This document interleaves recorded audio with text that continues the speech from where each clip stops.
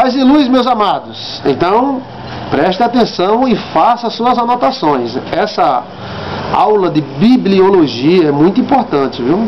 E você, como obreiro do Senhor, tem que saber como se formou a Bíblia, como se deu os cânon, o que é cânon, né? Qualquer dúvida, como a aula é direta e sem encher linguiça, então, qualquer coisa que você ficou na dúvida, volta o vídeo e a dúvida vai sanar. O reconhecimento, como falamos dos livros do Novo Testamento, demorou muito para acontecer. E o cânon aconteceu no ano 397 depois de Cristo, no terceiro concílio de Cartago, como eu falei. O Novo Testamento é constituído de cartas para a igreja e irmãos, né? Esse concílio, o terceiro concílio de Cartago, ele demorou muito e teve muitas discussões. Uns não aceitavam o livro, outros aceitavam. Um grupo aceitava, outro não aceitava. Um monge aceitava, outro não, né? A própria Igreja Católica, ela já tinha sido formada nessa época de 397. Sobre a formação da Igreja, você vai ver na aula sobre história da Igreja. O Novo Testamento é constituído de cartas para igrejas e irmãos. Carta aos Filipenses, carta a fulano, carta a Beltrano, e isso forma o nosso rol doutrinário, né? Cartas mesmo. Oi, fulano, eu estou mandando aqui uma carta para o Tiquico. Tiquico era um nome grego, né? Amigo de Paulo. Tiquico é um bom nome para quem quer ter um filho e botar o nome de Tiquico. Mas vamos lá. O Novo Testamento, né? As cartas que foram escritas e constituem o Novo Testamento visam explicar assuntos polêmicos da época, formando o nosso Novo Testamento.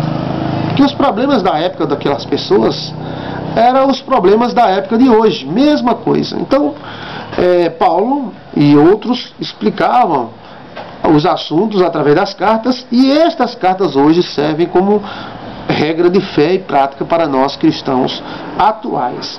A palavra Novo Testamento refere-se à nova aliança feita por Cristo Jesus.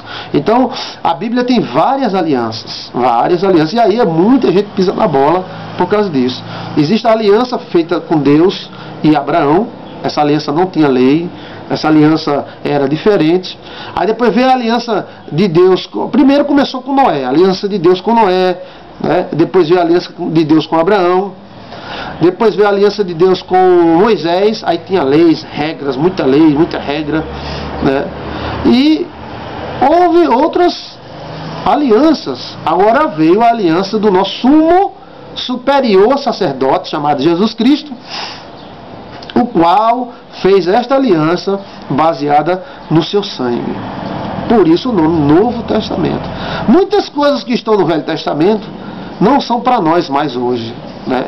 Deus não vai mandar você pegar uma espada e ficar rodeando a casa do teu inimigo até tirar ele lá na base da espada. Então, hoje é uma nova aliança. Isso aí é o tema para um novo estudo aí no nosso seminário teológico Luz Online. Seria um caos doutrinário se não houvesse os livros do Novo Testamento. Um caos. Porque com o livro do Novo Testamento ainda existe o caos. Imagine se não houvesse o Novo Testamento. Como esse caos poderia se estabelecer na nossa sociedade? Vários homens importantes da história são citados no Novo Testamento, né? Clemente de Roma, ano 95 depois de Cristo. Essas pessoas, elas citaram o Novo Testamento, citaram as cartas, né? Elas citaram, essas pessoas que eu falo, elas citaram essas cartas como se elas, nós acreditamos nesse livro.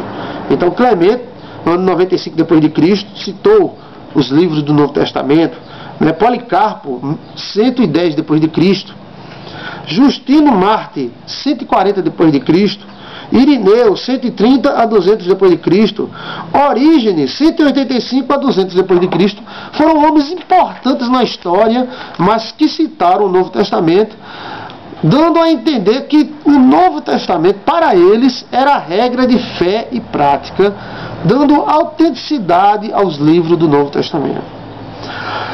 Entre o Novo Testamento e o Velho Testamento, houveram 400 anos de silêncio. Vamos lá? Entre o Velho Testamento e o Novo Testamento, houveram 400 anos de silêncio. Esses 400 anos não houve profecias significativas, nem operações de Deus significativas. E então Cristo apareceu. A Bíblia Católica tem 73 livros, como falei. Foram incluídos 7 livros a mais no Concílio de Trento em 1546. A Bíblia Católica tem 7 livros a mais, 4 acréscimos ou apêndice canônicos, acrescentando os escritos apócrifos. Entendeu? Anote e faça um comentário sobre isso. Então, esses 7 livros, eles foram acrescentados no Concílio de Trento em 1546, ou seja, 46 anos depois da Reforma. Ainda estava naquela briga da Reforma. A Reforma aconteceu em 1500. Então, houve o Concílio de Trento e esses 7 livros, Macabeus, Sabedorias, Tobias e outros foram acrescentados. Diga-se por passagem que esses livros são livros bons, né? Eu já li vários deles, né? Principalmente o livro de Sabedoria, muito bom esse livro de Sabedoria, e Macabeus, o livro de Tobias, e eu gostei bastante. São livros tipicamente históricos, mas o mundo evangélico não aceita esses livros, ou não incluíram em sua Bíblia esses livros que entraram no Concílio de Trento. A palavra apócrifo significa escondido, oculto, como eu falei. Os livros apócrifos foram rejeitados por Joséfo. Joséfo em suas declarações, ele não aceitou esses livros. Mas Joséfo era um homem como os demais, né? Opinião própria. Então, a minha opinião é que esses livros são bons e se os cristãos obedecessem a esses 7 livros a mais, são livros bons. Eu não encontrei nada de herege, condenável, repulsivo nesses livros. São livros muito bons, né? E nem por isso a Bíblia Católica é melhor do que a nossa, e nem a nossa é melhor do que a dela. São apenas uma questão histórica, né, de um Concílio de Trento em 1546.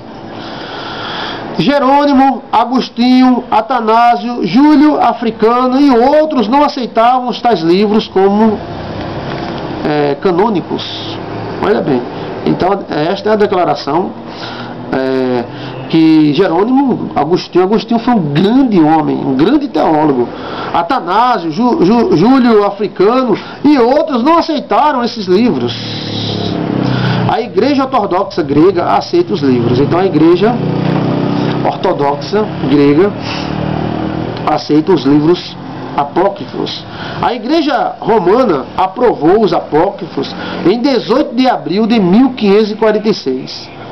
Alguns acham para combater a reforma no Concílio de Trento, né? Houve muita confusão. Isso é engraçado, essa parte.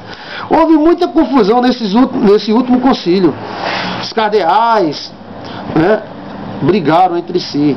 O cardeal Pallavicini, em sua obra eclesiástica, História Eclesiástica, é o nome da obra, do livro dele, declara que os presentes chegaram a travar luta corporal, agarrados às barbas uns dos outros, para aprovar e rejeitar os livros apócrifos. Então, Pallavicini, ele joga fogo na fogueira, gasolina na fogueira, e diz que esse concílio que houve, né, em Trento, em 1546, teve muita briga, os cabos agarrados um na barba do outro, e tome muito, confusão, um não aceitava, outro aceitava. E por isso muitos evangélicos dizem que não deve ser aceito. Porém, eu vejo isso como algo comum, né? Algo, opinião divergente, se houve briga, se não houve, né? Isso não tira a autoridade da maioria que aceitou esses livros. A Igreja Católica resolveu aceitar os livros e aprovar um concílio. Os escritos que ainda não foram analisados são chamados de pseudo-epígrafo. Então, os livros que não foram analisados ainda é chamado de pseudo-epígrafo. É como o pseudo-epígrafo de Enoque, pseudo-epígrafo de vários outros livros que ainda não foram analisados, né? O livro de Melquisedeque, por exemplo, pseudo-epígrafo do livro de Melquisedeque. Já li esse livro umas 4 ou 5 vezes e achei maravilhoso, né? Fiz até comentários sobre ele. Acreditamos que os livros canônicos contêm a revelação e a inspiração de Deus. Visão ortodoxa: a Bíblia é a palavra de Deus. A Bíblia é a palavra de Deus. Vamos continuar nesse estudo, observando os livros canônicos.